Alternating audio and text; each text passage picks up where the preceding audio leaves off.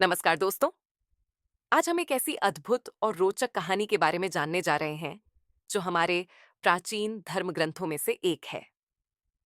ये कहानी है समुद्र मंथन की, जिसमें देवताओं और दानवों ने मिलकर एक अनोखा कार्य किया था। हिंदू पुराणिक कथा में समुद्र मंथन कथा एक विशेष अलौकिक घटना है। देव दानव की लड़ाई और युद्ध से हमारे पुराण भरे हैं, पर समुद्र मंथन एक ऐसी घटना है जिसने देवता और दानव को साथ लाया और दोनों मिलकर समुद्र मंथन के कार्य को संपन्न किए, जो इतना आसान नहीं था। इसका एक कारण अमृत की लालसा ही थी। समुद्र मंथन से निकलने वाले अन्य पदार्थ को भी देव और दानव में बांटा गया। पहले समझते हैं कि यह देवता और दानव कौन थे। देवता वह थे जो सच्चाई, ज्ञान और अच्छाई के प्रतीक थे, जबकि दानव की बुराई और लालच के प्रतीक थे। दोनों के बीच युद्ध और संघर्ष चलता रहता था। देव दानव सौतेले भाई हैं और हमेशा से स्वर्ग पर अधिकार के लिए लड़ते आए हैं। पर अमरतत्व प्राप्त करने की लालसा देवता और दानव को साथ ले आई। अंतरिक्ष में स्थित अलौकिक क्षीर सागर में बहुमूल्य वस्तु और अमृत के होने का जानकारी प्राप्त करने पर देवों के राजा इंद्र दानव राजा बलि के पास एकजुट होकर समुद्र मंथन का प्रस्ताव दिए। दानवों ने यह प्रस्ताव स्वीकार किया, क्योंकि विशाल समुद्र का मंथन करना न अकेले देवताओं के लिए संभव था, न दानवों के लिए। अब शुरू होती है असली मंथन की प्रक्रिया। देवताओं और दानवों ने मिलकर मंदिर पर्वत को समुद्र में डुबो दिया और उसे मंथन यंत्र के रूप में इस्तेमाल किया।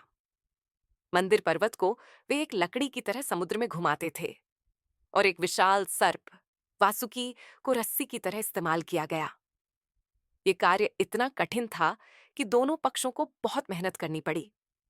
मंथन के दौरान बहुत सारी चीजें समुद्र से बाहर आईं। इनमें से कुछ महत्वपूर्ण चीजें थीं। मंथन शुरू होने पर समुद्र से निकलने वाला पहला पदार्थ हलाहल कालकूट विष था। यह विष इतना जहरीला था कि पूरी पृथ्वी को नष्ट कर सकता था। भगवान शिव ने उसे अपने गले में धारण कर लिया, जिससे उसके बाद मंथन पुनर्प्रारंभ हुआ और उसमें दिव्य कामधेनु गौ माता निकली, जो सबकी मनोकामना पूर्ण करने वाली है। उसे ओर्षियों को सौंप दिया गया। फिर निकली कौस्तुभ मणि, जो भगवान विष्णु के समर्पित हुई। उसके बाद निकला सफेद विशाल 4 दांत और 5 शुंड वाला ऐरावत हाथी, जो देवराज इंद्र को मिला। इन्हें हाथियों का राजा भी माना जाता है। फिर निकला उच्चैश्रवा अश्वा। ये 7 सर वाला घोड़ा तेज गति से उड़ सकता है, जिसे दानव राज बलि को दिया गया।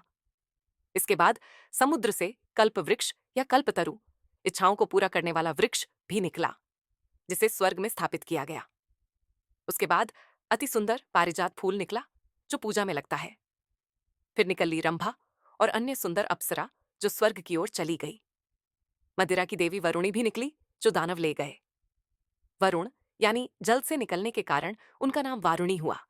मंथन में आगे सबसे विशाल और शक्तिशाली शारंग धनुष भी निकला। समुद्र से पंचजन्य शंख निकला, जो शुभता का प्रतीक है। फिर आए चंद्रदेव, जो भगवान शिवजी के सिर पर स्थित हुए। समुद्र मंथन से धन ऐश्वर्य और भाग्य की देवी महालक्ष्मी भी प्रकट हुई, जो भगवान विष्णु की अर्धांगिनी बनी। मंथन के अंतिम चरण में भगवान धन्वंतरी अमृत कलश हाथ में लेकर समुद्र से प्रकट हुए। इसी अमृत के लिए देव और दानव एकजुट होने के लिए राजी हुए थे। इस प्रकार समुद्र मंथन की यह अद्भुत कहानी हमें यह सिखाती है कि कभी कभी अच्छे और बुरे के बीच संघर्ष में भी कुछ अच्छा निकल सकता है, और यह भी कि अगर हम मिलकर काम करें तो बड़े कार्यों को संभव बना सकते हैं। समुद्र मंथन ने हमें यह भी दिखाया कि ज्ञान और अच्छाई का हमेशा विजय होता है। पर क्या अमृत प्राप्त करना आसान है? ये जानेंगे अगले वीडियो में। धन्यवाद।